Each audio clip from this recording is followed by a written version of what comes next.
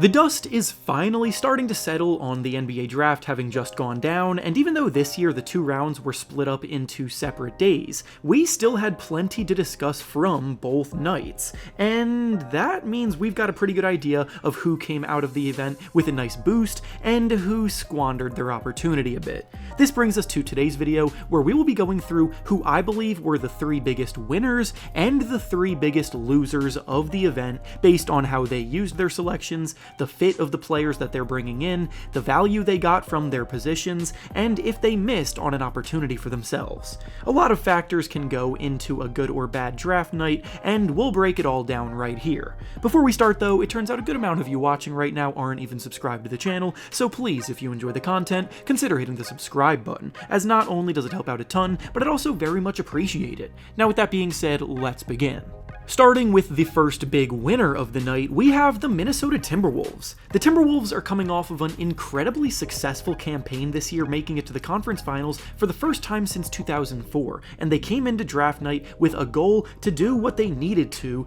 address one thing that became clear during their run that they needed more of. They needed more offensive firepower. The Wolves have done an outstanding job building a team that can overwhelm their opponents on defense, having been the #1 ranked defense this past season, but in the playoffs, they were definitely going through stretches where it felt like Anthony Edwards and Karl Anthony Towns had to do too much offensively regarding creation and scoring the ball, so the fact that the Wolves traded up to land Rob Dillingham and then also landed a top-tier scoring talent in Terrence Shannon Jr. later in the first round is a near-perfect haul for their needs. Dillingham may be the most offensively talented creator in the entire draft this year, with shiftiness off the dribble and ability to pull up from anywhere to take some of the pressure off of Anthony Edwards in the backcourt. Terrence Shannon Jr. was the cherry on top of their haul because he legitimately has lottery talent as a 3-level scorer, but he was facing some legal trouble for a lot of the year, which did recently get cleared up, so now he could be viewed as a huge steal for a Wolves team in need of someone just like him, because he arguably has lottery-level talent.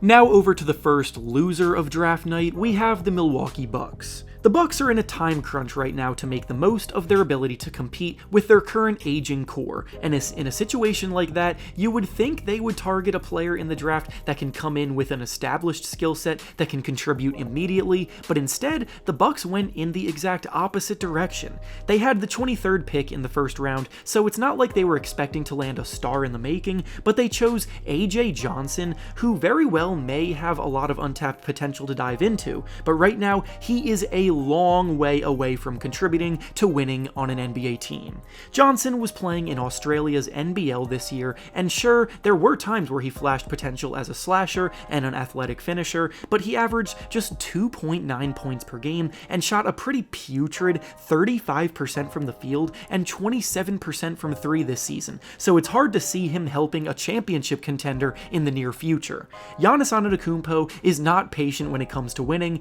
Damian Lillard is about to turn 34 years old, and Brook Lopez and Chris Middleton are starting to slow down too, so I'm just struggling to see the logic behind this pick for them.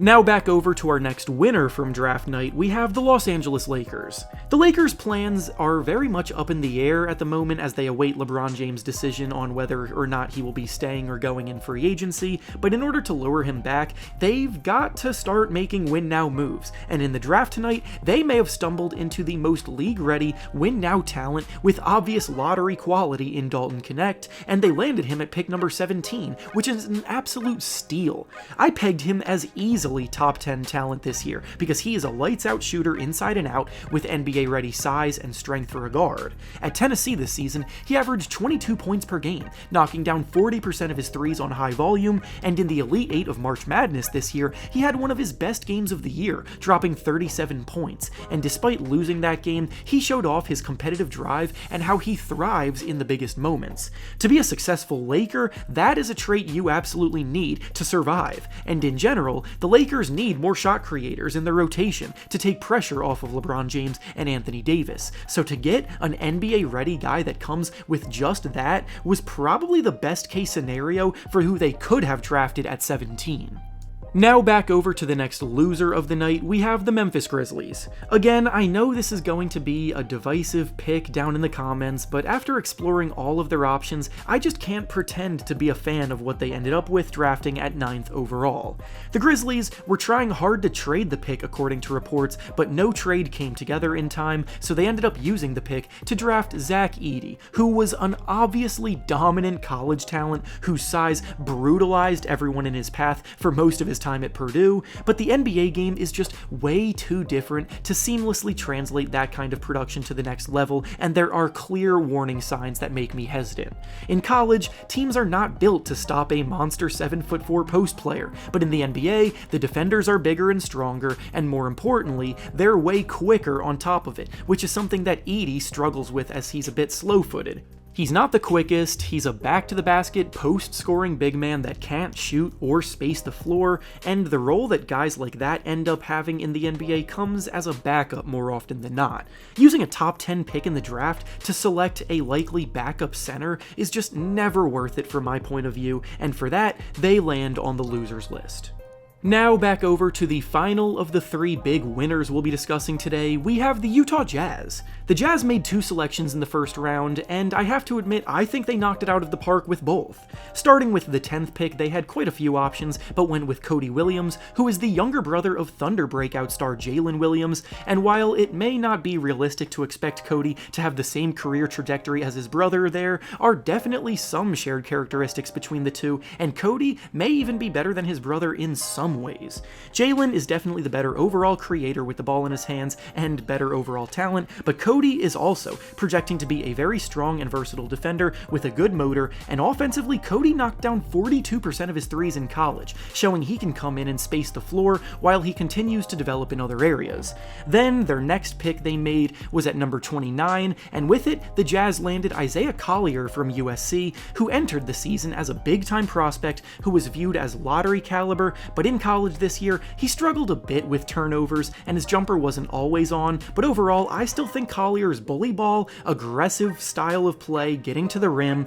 absorbing contact, looking to make plays for teammates, and drawing fouls can be reined in and honed. So all in all, the Jazz got tremendous value at both spots. And finally, the last of the losers of the night we'll be discussing is the Brooklyn Nets. The Nets didn't have a single first-round pick in this year's draft, and they also didn't trade into the round to make a selection, so they left empty-handed on the same day, and they also traded away Mikal Bridges earlier. The Nets seem to officially be committing to a rebuild after recouping a ton of draft capital in that Bridges trade, but it's all picks down the line, and it definitely would have been nice to have been able to bring in at least one first-round talent tonight to start the process off. Instead, their team is even more depleted, and they go into the upcoming offseason with arguably less talent than any other team, and they don't even have a promising young star to have hope for either. It's going to be a struggle for them all season long, more than likely, which ultimately does help a rebuild progress in the long run, but in the short term, it is going to be pretty tough.